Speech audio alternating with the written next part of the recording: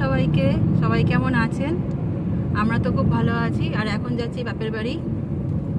প্রত্যেকবার ট্রেনে যাচ্ছি, আজ আর ট্রেন নয়, আজকে যাচ্ছি গাড়িতে।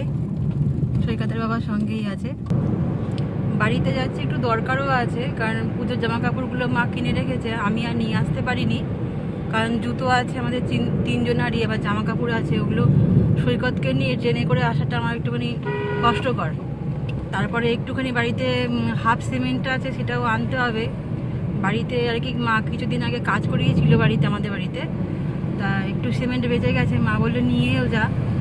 তাই ভাবলাম যে একেবারেই যাই, যা কাজ বাজ বাকি আছে সেগুলো একেবারে সেরে আসবে। সেই জন্য এখন বাজে কিন্তু অনেক, প্রায় 2:30, আমরা এখনও বাড়িতে ঢুকিনি। আর হালকা হালকা বৃষ্টি হচ্ছে। আপনারা তো জানেন যে আমরা বাইরে বেরোলেই বৃষ্টি হয়, তা যথারীতি হালকা হালকা বৃষ্টি শুরু হয়ে গেছে। এর আগে খুব জোরে বৃষ্টি হচ্ছিল, তাই দেখুন কাজে দাগ আসছে। তাহলে সঙ্গে থাকুন। চলে এসেছি বাড়ির কাছাকাছি, সোজা গেলে চন্দননগর, আর আমরা যাব এইদিকে চুচুড়া। এটা দিল্লি রোডটা। সব জায়গায় প্যান্ডেলের কাজ শুরু হয়ে গেছে। ভাবছি আপনাদেরও আজকে আসার সময় আমাদের চুচুড়াতে কয়েকটা ভালো ভালো প্যান্ডেল হয়, যদি সময় হয়ে যায় তাহলে আপনাদের দেখাবো, আমিও দেখবো, সঙ্গে আপনাদেরও দেখাবো। কারণ আমি তো আর আসবো না বাড়িতে পুজোর সময়, আমরা পুজোর সময় এখানে আসি না, একটু আমরা ঘুরতে যাই, বাইরে ঘুরতে যাই। আগে তো ব্লগ করতাম না, তাই আগে যেসব জায়গাগুলো ঘুরেছি বা গত বছরও ব্লগ করিনি বলে দেখাতে পারিনি।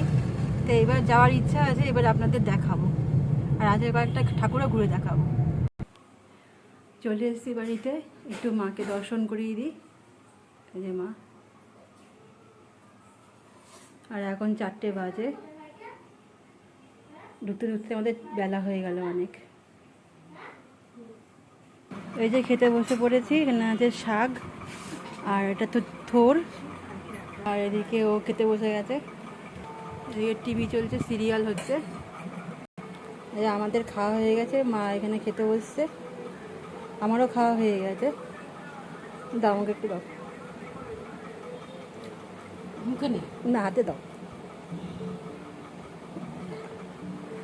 আমি আবার মায়ের কাছ থেকে নিয়ে নিয়ে খাচ্ছি।